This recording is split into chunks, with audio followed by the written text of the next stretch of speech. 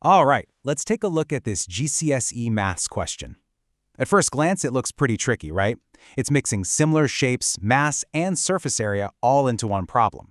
But honestly, once you get the hang of the key principles, it's actually pretty straightforward. We're going to break it down step by step.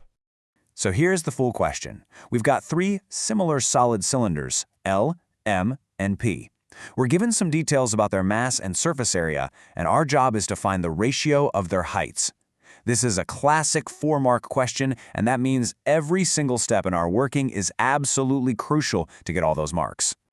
Okay, so with any problem like this, the very first thing you've got to do is just stop. Take a breath. Let's organize the information. What do we actually know, and what are we trying to find out? Let's decode the clues the question gives us. Right, let's get this all laid out so we can see what we're dealing with.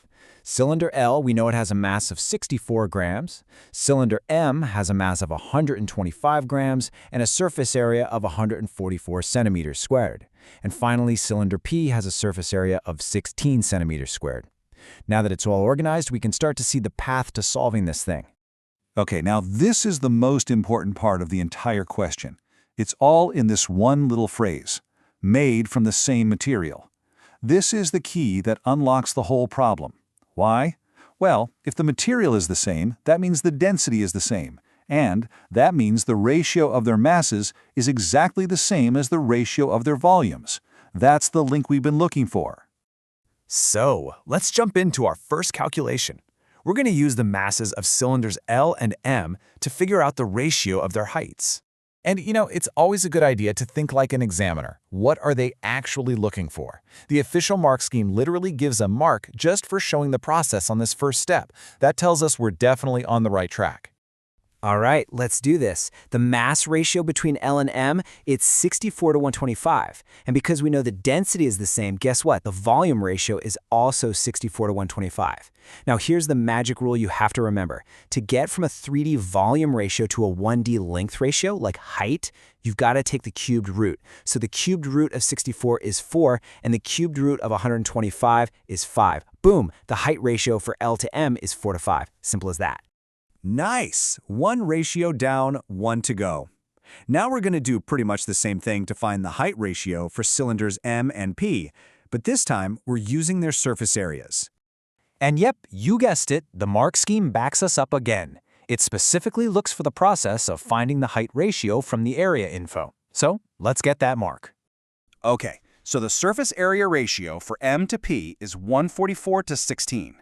Now hold on, remember the rule is different this time. We're going from a 2D area ratio to a 1D length ratio. What does that mean? We take the square root.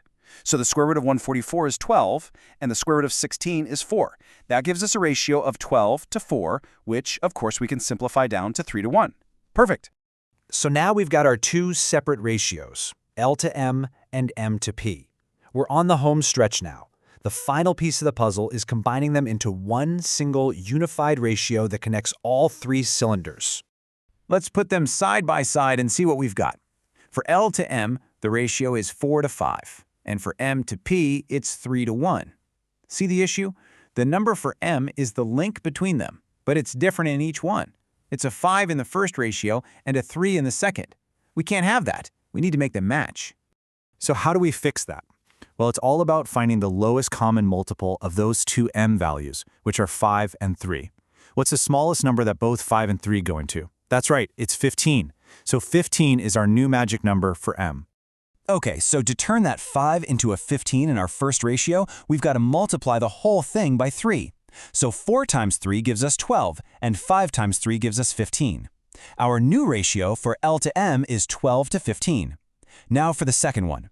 To turn that 3 into a 15, we need to multiply by 5. So 3 times 5 is 15, and 1 times 5 is 5. That gives us 15 to 5. And look at that. M is now 15 in both ratios. We're ready to combine them. All right, all the heavy lifting is done. We've got our common value for M, so we can finally slam these two ratios together and write down our final answer to bag all 4 of those marks. And there you have it. The final ratio for the heights of L to M to P is 12 to 15 to 5. That right there is your full mark answer.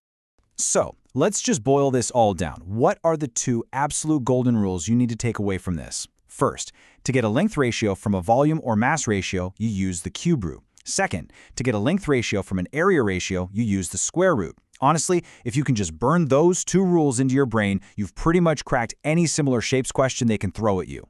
And that's pretty much it for this one. But let me leave you with a final thought. We worked with cylinders today, right? But this exact same logic applies to any similar shapes. We're talking spheres, cones, pyramids, you name it. So the question is, what other types of GCSE questions could these principles be applied to? Keep an eye out for them because I guarantee they'll pop up.